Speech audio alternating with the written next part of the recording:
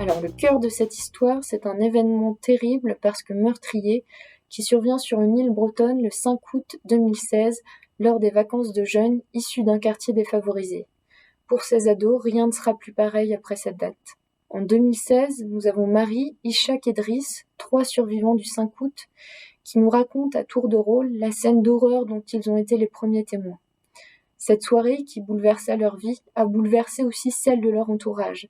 Et c'est ce dont témoigne Yasmine en 2033. Si ce récit à 4 voix tient le lecteur en haleine de bout en bout, c'est bien parce que les narrateurs ne dévoilent que progressivement l'événement du 5 août, son horreur et ses conséquences sur leur vie. Un récit à suspense donc, qui s'inscrit aussi et avant tout dans une réalité sociale. L'île se déroule en effet entre 2 lieux que l'auteur nous aide à identifier grâce à une série d'indices.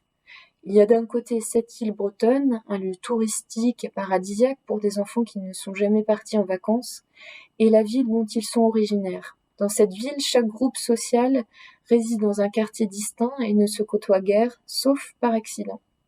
Et c'est ce qui arrive à Marie, dont la famille d'origine arabe se veut, et surtout son père, être un modèle d'intégration, et Driss, issu du quartier des Quatre Chemins, une série d'HLM habitées dès les années 1960 par des familles d'origines étrangères. C'est de là que tout oppose, ou que tout semble opposer, tombent amoureux, et ces vacances en août 2016 étaient leurs premières.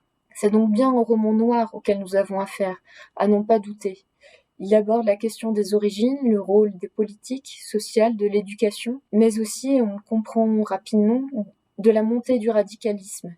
Des sujets d'actualité qui rappellent que l'auteur, Christophe Léon, aux opinions bien tranchées, est un auteur engagé, forcément, puisque comme il le rappelle lui-même, il écrit sur des réalités.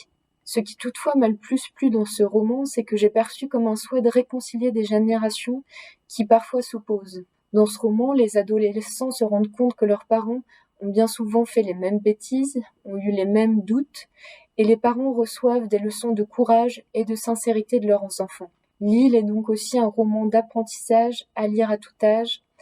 Bonne lecture à tous!